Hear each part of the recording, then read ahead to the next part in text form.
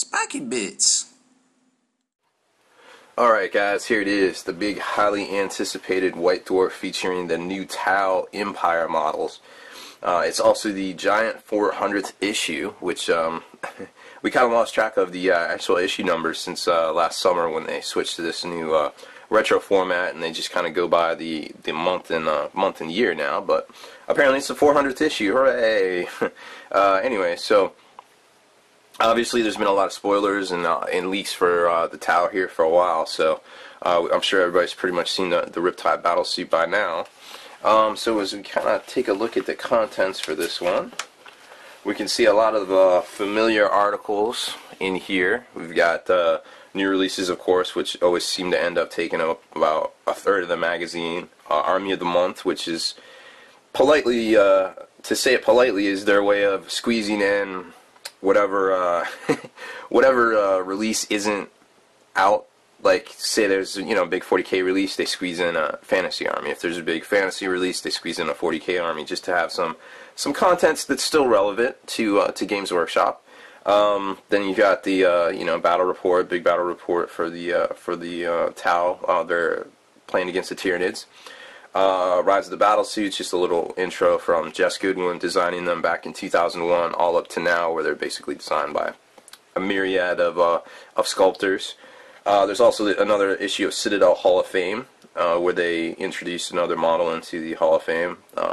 It's always a mixed bag with that one. Parade Ground, which is where they just basically show off a bunch of different sweet minis. Also their way of squeezing in content that from a different system that isn't featured in the issue.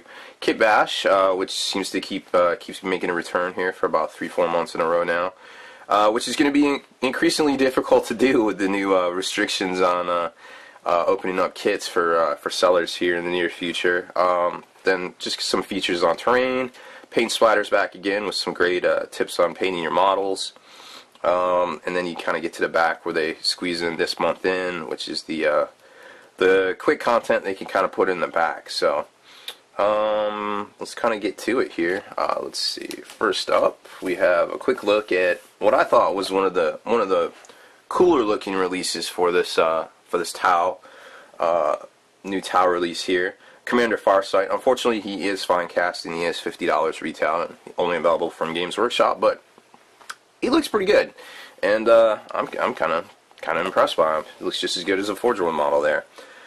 So once we get to about page 50, which is a third of the book, you have the full new release listing, which gives you the plastic kits. Then you start getting into the fine cast, which unfortunately they kind of snuck it in on us. The Tau Empire Commander, the larger size suit over the Crisis suits, is fine cast. And then you got Commander Farsight, your Dark Strider, which is basically like a Pathfinder upgrade.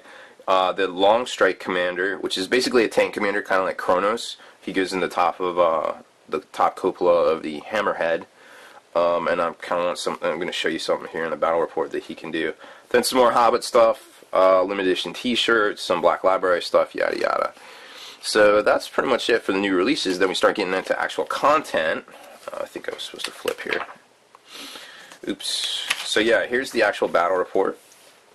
Very interesting alternate look for Tau here. I hadn't seen that kind of paint scheme before. So it's I don't know how I feel about it. It's different. It's not exactly bad, but it's maybe something I expected to see more on Halo. But anyways, nonetheless, it's pretty cool looking and definitely different, which we like. Then that thing I wanted to show you with Long Strike here is basically his Hammerhead shooting. 72 inches, which is kind of ridiculous.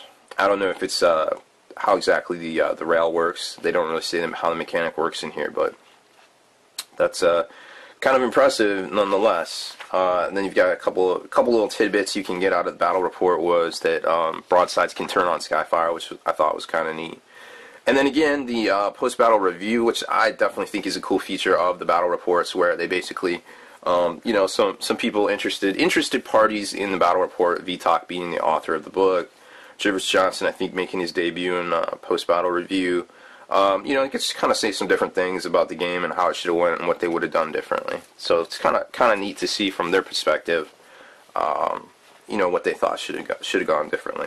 Again, this the Commander is a fine cast model. He definitely towers over the Jess Goodwin designed suits there, which is kind of unfortunate because I was really digging that. I might still pick one up just to see how it goes together, but it seems very static in its pose. Like there's not much you can do with it, but I could be wrong. Then we got the Citadel Hall of Fame, and I have to admit, with this this particular selection here, I'm definitely all for it. It's an old enough model that I feel still holds its relevancy in this age of computer design and everything. So it's a great model, and I definitely think this deserves to be in the Hall of Fame here. But some of the more recent inductees have been very recent, within the past year or two, and I think kind of like baseball. Not that the guys over in England would know much about that, but I think there should be like a 2 or 3 year moratorium on nominating something for the Hall of Fame. Maybe 3 years. I see 3 years working. Maybe not. Maybe I'm just talking to talk. But I really hate flipping to this page and seeing some computer generated plastic kit that just came out being nominated for the Hall of Fame. It's like, dude, give it some time. Like, see if it stands up the test of time for the next couple of years. Because there's so much stuff coming out. I mean, this model actually holds up to the computer design blood crushers, the computer design skull crushers, and a lot of the new demon stuff. It held its mark in time, and I think it's totally worth being in the Hall of Fame there. Next up was the more of the Parade Ground, Golden Demon Part 4. Who knew this was going to go as long as it did? So it's definitely some really cool looking stuff from around the world. My personal favorite was, what is this? This Nurgle converted Dread Knight, which obviously very cool and painted up very well. Nurgle always paints well if you do it correctly. So I think that looks like it won a gold for Monster, which is really cool. I definitely think it's worth it there. That one really impressed me there. But there's there's about 10 pages of this stuff. There's a nice Warhound. So there's a bunch of them there. I guess I wanted to show you that too. Let's see what else we got. Kit Bash, which kind of goes into more orc stuff. I guess last month it was flyers, so it kind of excuse me, kind of shows you different things here and there, which obviously with the moratorium on bits going into effect here soon is going to make converting very difficult. No sense even really talking about that much, because it's a hot button issue for many people. Parade Ground, where they squeezed in some fantasy content. Then we go to Battlegrounds, where they basically have a huge Tau versus Imperial Guard fight, which looks to be in a old Imperial city there. Pretty cool looking stuff, obviously on the Realm of Battle tiles there. Very neat. So overall, I mean, just to this point right here, the issue's totally worth it content-wise, because it's got a lot of good stuff. Paint splatter. The first page, it seems like they want to do, they want to show you how the heavy metal team does their stuff, so they kind of just give you like brief pointers. They don't really give you like the actual steps and the brushes and things like that. Then they get into the more attainable stuff that we, us peasants can handle, and they give you the step-by-step with the brushes and the different colors and everything like that, and the technique. So that's pretty cool. And there's a lot of terrain stuff in here where they did that Battleground report, which also shows that, which I thought was really neat because they haven't really done a whole lot on terrain yet. Back to this month in White Dwarf, where they basically cram in stuff at the end before it goes to print. Just kind of some random stuff they're working on. What really impressed me was this nice little article about, since this 400th issue, is all of the editors of White Dwarf. Ian Livingston, definitely kind of a big deal still. Great gentleman from what I hear, and then a couple of the other editors moving forward. And at the very end, we got actually not the very end, but Jeremy Vitak has a little bit to say about his designing the codex. This will be his second this year even, so he's definitely on board with some development. Interesting enough, Jeremy lives in America, I believe in Baltimore, so they seem to like him very well, because normally they don't give too many good projects to Americans.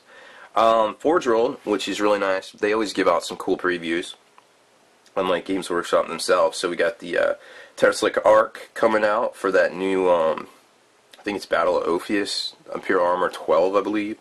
Raper with heavy bolters, then some other bull centaurs and things, some different Warhammer Forge things.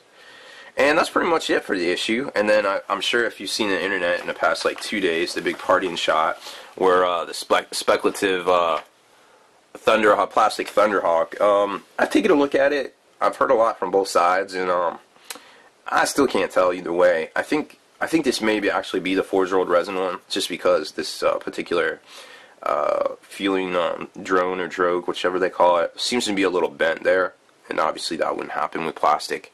But the barrel is different, which was brought up to me also, that the volcano cannon, this can be either a battle cannon or volcano cannon, and it comes with two. So that may be why this is different from a lot of the pictures we see on Forge World's site. Other than that, it's very hard to tell. I mean, it seems very plain. If it was plastic, there would be more detail, but hey, I'll leave it up to you guys to decide. That's just my 2 cents from, 5 to 10 minutes worth of eyeballing it. So that's pretty much it for this issue. A nice little parting shot of Commander Farsight there, leading the charge, or I don't know, commanding some Pathfinders to do something. Either way, it looks cool. So that's pretty much it for this White Dwarf. Advance orders are live now, and you can get them from Games Workshop site or any of your FLGSs, of course. E-retailers such as myself, Spiky Bits, we have them up for pre-order as well, and they should be arriving next week, April 6th, and be shipping out right from then. So, like it or love it, the Tower here, and they will be going into battle for the greater good in about a week's time. I'm MBG Rob Bear. Thanks for watching my video review of the new White Dwarf from April 2013. Spiky Bits.